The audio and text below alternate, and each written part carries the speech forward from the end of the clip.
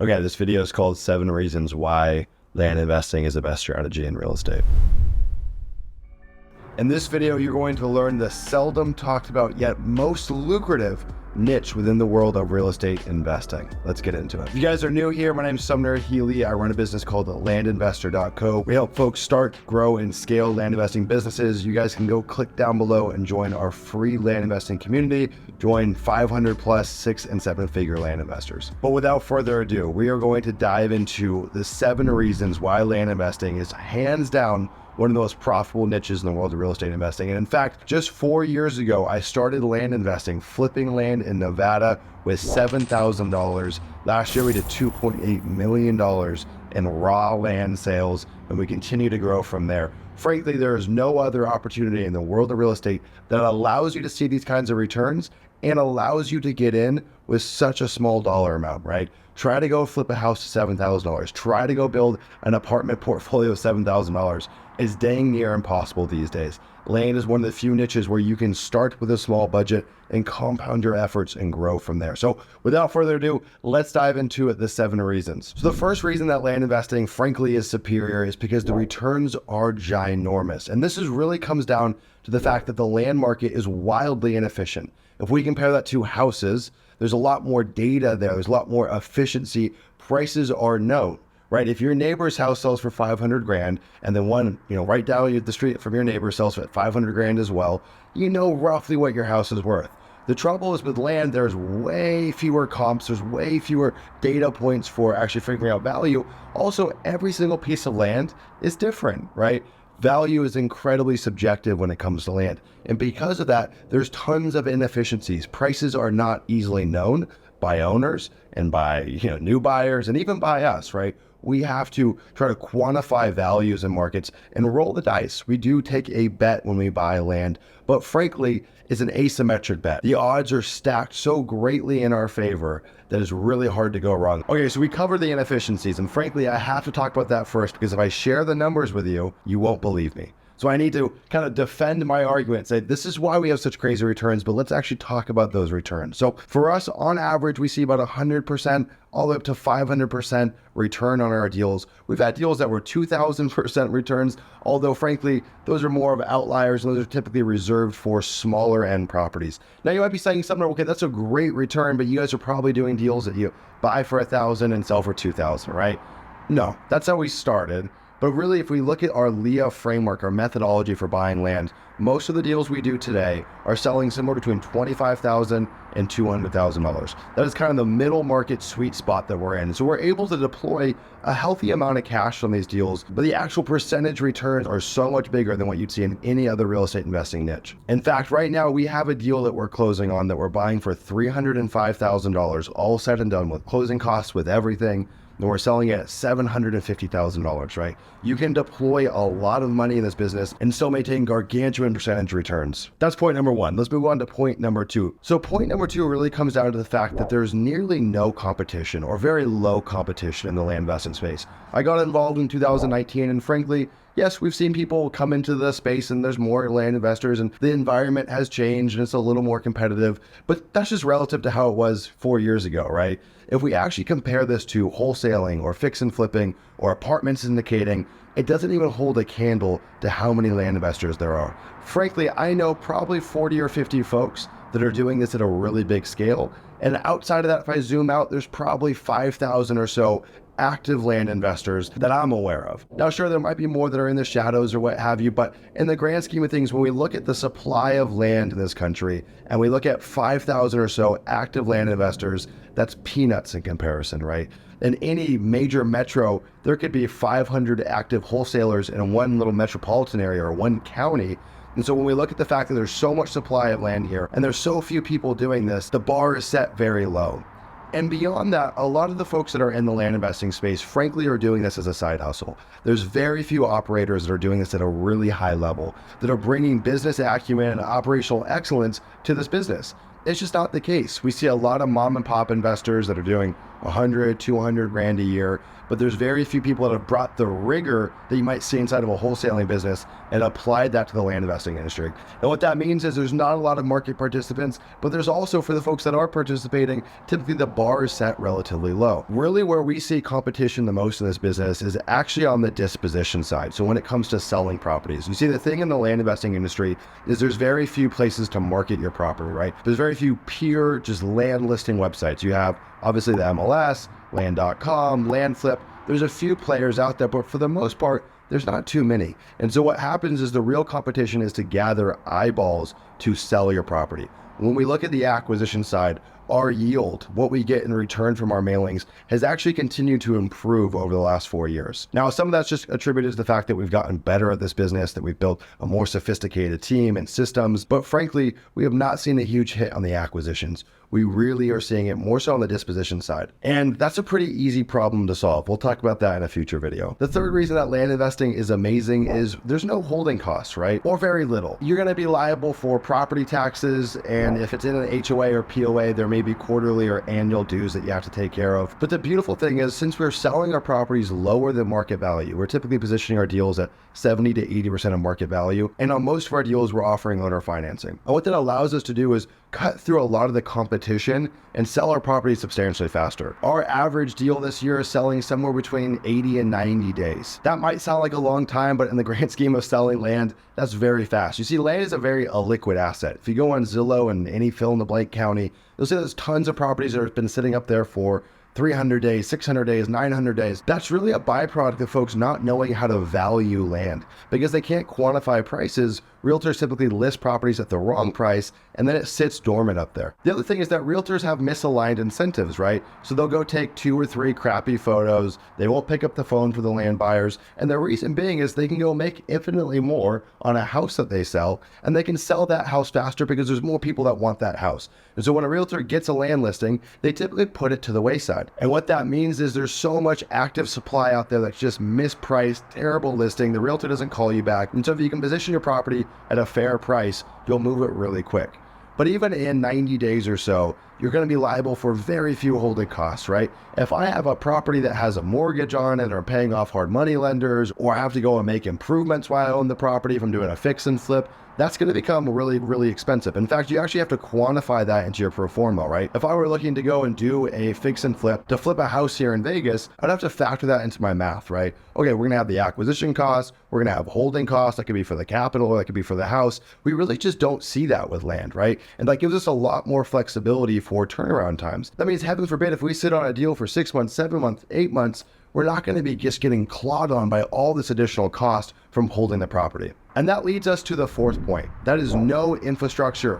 What do I mean by no infrastructure? Well, most of the properties we buy are just barren, vacant land. 40 acres with some trees on them and a pasture and a stream. There's really nothing there to improve on the property. Now, can you do value add to land? For certain. But it's not the same of saying, I bought a house, I'm going to fix and flip the house, and then, oh crap, the roof caves in. That's a totally different predicament. You'll pretty much never find yourself in that situation when flipping land. That also allows us to do this from really any location, right? Because we don't have to be boots on the ground to improve the property. We don't have to hire contractors to go improve the property. That allows us to do this at scale all over the country because there's no infrastructure to maintain. And that also actually ties into the fact that there's low competition. Because think about it, if I'm a fix and flipper, I'm probably just gonna work in my state or my county or my city, because you need to be boots on the ground. The reason that we can do this anywhere is because, frankly, there's no infrastructure, and that reduces competition because there's over 3,000 counties to work in the US. There's so many places to go and flip land.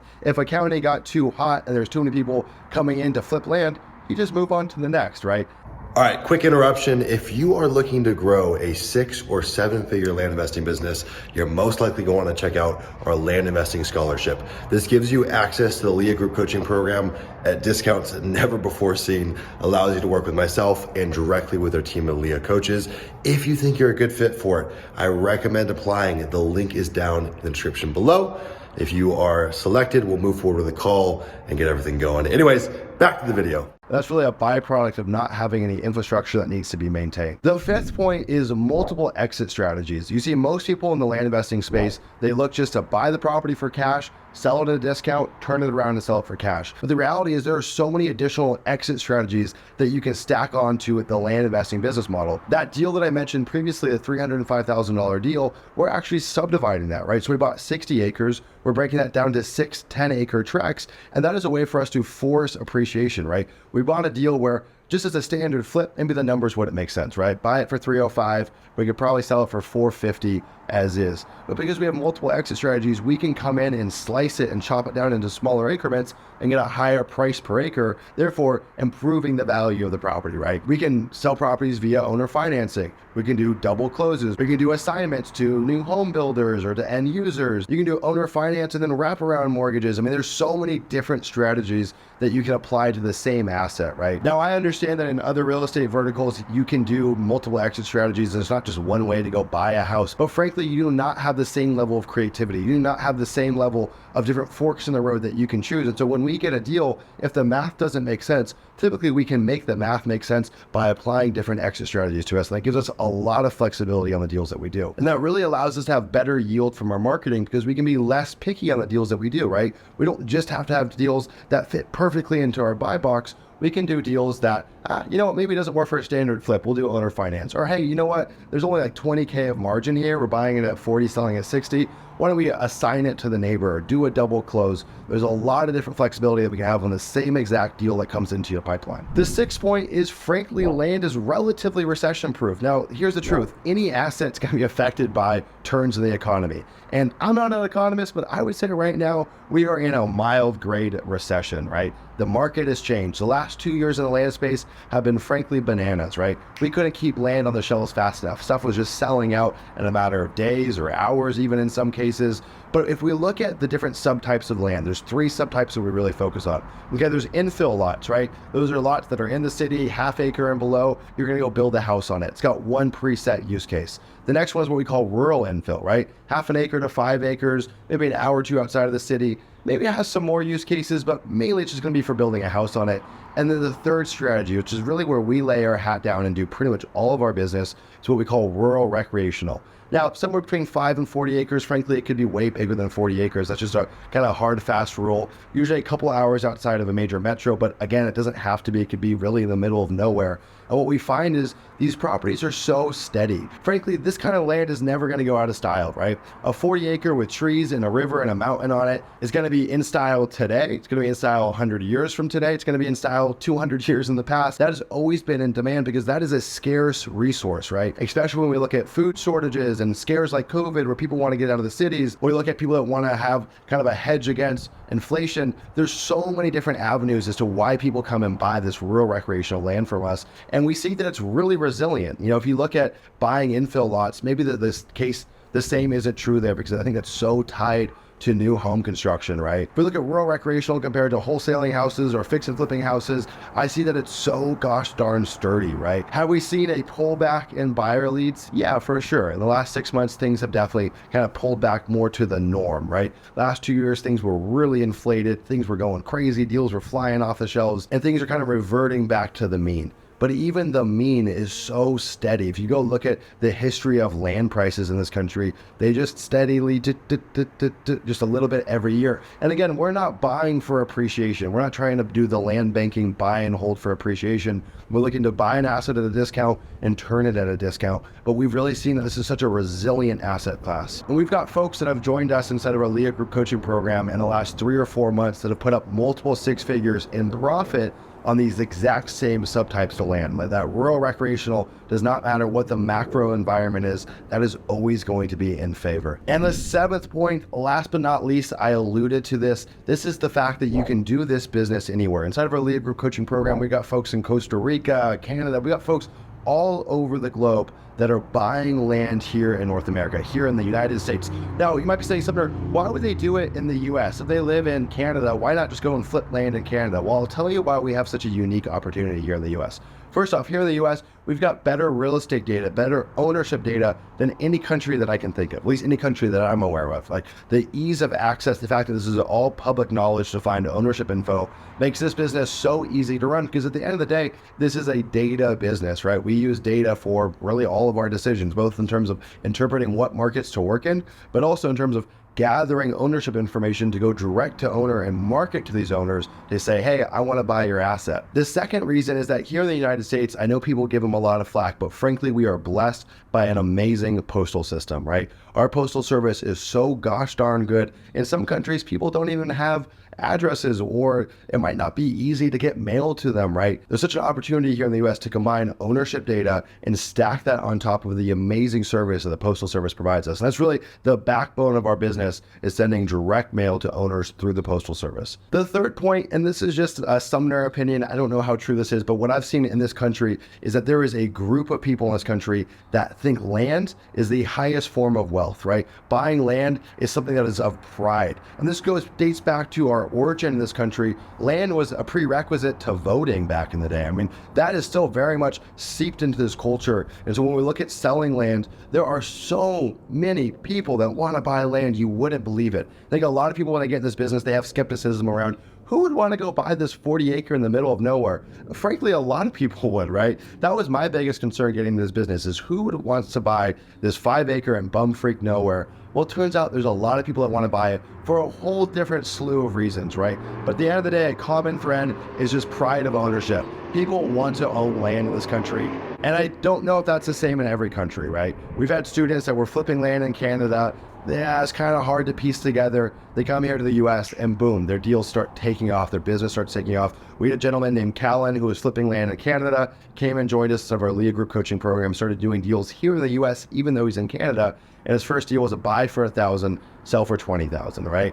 There's just very few opportunities like that I've seen in other countries, because trust me, I've poked around, I've tried to figure it out, and I'm sure there's opportunity there, but it's not as easy to plug in like you can do here in the US. Now, what does that mean for you as the operator? Well, I just spent 2 weeks in Colombia traveling through Medellin, and we were flipping land, buying deals, selling deals. Our business was running like clockwork. Now, we have a team and we have infrastructure to allow it to run while I'm away, but this is a business that you can truly take with you anywhere. I hate this saying, but it is a laptop business. That's so cheesy, but it really is the truth. And that gives you a lot of freedom, because frankly, after speaking to hundreds of land investors in the last 6 months, or wannabe land investors or could be land investors that were looking to join our community, the common thread that we've seen is people want freedom, right? This is the 21st century. We are unlocking new ways to make money via the internet. And that means that freedom is attainable, right? People have seen that, holy crap, you can do this, and they want that, right? More so than money. Freedom is what most people are seeking for,